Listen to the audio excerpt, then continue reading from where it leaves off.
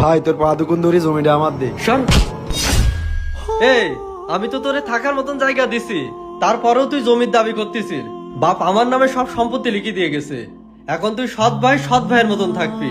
বেশি কথা বললি, যেটুকু দিছি ওটুকু নিয়ে নেব, কথাটা মনে রাখিস।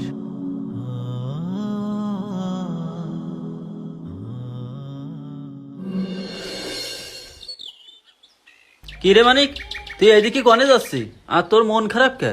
আর দোস্ত, সোয়াত অলিতে একটু মন খারাপ করাই লাগবে। তুই তো জানিস ওই সংসারের জন্য আমি কত কষ্ট করেছি। আব্বা মারা যাওয়ার পর থেকে ছোট ভাইরে আমি কত কষ্ট করে লেখাপড়া করাইছি। আব্বা অন্যায় ভাবে সব জমি ছোট ভাইরে লিখে দিয়ে গেল। সেখান থেকে চাষ করে খাওয়ার জন্য একটু জমি দাবি করিলাম, তাই আমার গা ডেরি বাইরে বের করে দিয়েছে। আসলে বন্ধু, তুই যে এই সংসারে কত কষ্ট করেছিস সেটা তো আমরা দু চোখে দেখেছি। আর তোর যে সৎ ভাই, তুই তো কোনোদিন সৎ মনে করেছিনি। আপন ছোট ভাইয়ের মতনই তো মানুষ করেছি, আর সেই ভাই তোর সাথে এরকম খারাপ ব্যবহার করবে কোনোদিন ভাবিনি।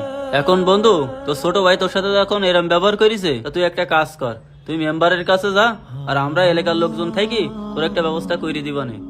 আচ্ছা ঠিক আছে বন্ধু। আচ্ছা ঠিক আছে, তাহলে তুই মেম্বারের কাছে যা। কায়ম, তোমার বড় ভাই সকাল থেকে আমার বাড়ি যেয়ে কান্নাকাটি করতেছে। তারে তুমি থাকতে একটু জায়গা দিছা, ওইটা ঠিক আছে। ওরে যদি কিছু চাষ করার জমি না দাও, তাহলে ওর বাচ্চা কাচ্চা নিয়ে কি খাবে আর কিভাবে সে থাকবে? মেম্বার সাহেব, আমি তো তারে থাকার জন্য জায়গা দিছি, তারপরেও সে পুকুরের পাশের ওই জমিটা দাবি করতেছে।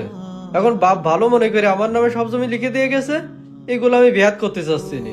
সে তো তোমার ভাই, মাত্র 10 কাঠা জমি চাচ্ছে, সে তো তোমার কাছে সব চাচ্ছে না। সেই জমিটুকু কেন তুমি দিচ্ছে না? তাহলে সে কি করে খাবে? তার বাচ্চা কাছে না কোথায় যাবে বলো জানি? শোনেন মেম্বার সাহেব, আমার সম্পত্তিতে আমি কাউরে এক বিন্দু জমি দিতে পারবো না। কায়ম, তোমার আব্বা তো তোমাকে 10-12 বিঘি সম্পত্তি ধুয়ে গেছে, তাতে 10-12 কাঠা জমি তোমার বড় ভাইরে দিলে তো তোমার জমি কমে যাবে না?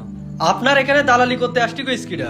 বাপ আমার নামে সব সম্পত্তি লিখিত হয়ে গেছে, আমার যা ইচ্ছা আমি তাই করবো। এখানে মেম্বার সাহেব আছে, আমি মেম্বার সাহেবের সাথে বসবো, আপনারা তো আমি কোনো কৈফিয়ত দিতে পারবো না। দেখো, তোমার বাপ বড় ভাইকে ফাঁকি দিয়ে সম্পত্তিগুলো সব তোমার নামে লিখে দিয়েছে, যা ইসলামে সম্পূর্ণ নিষিদ্ধ। এখন বাবা, তুমি তোমার জমি থেকে যদি তোমার বড় ভাইয়ের পথ চলার মতন কিছু দাও, এই সুবাদে আল্লাহ তোমার বাপের মাফ করে দিলেও দিতে পারে।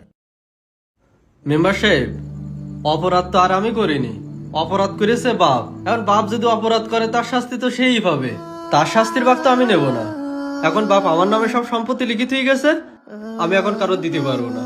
এখন বাপের কবরে কি হইলো না হইলো ওইটা আমার দেখার বিষয় না। দেখো মানিক, তোমার বাপ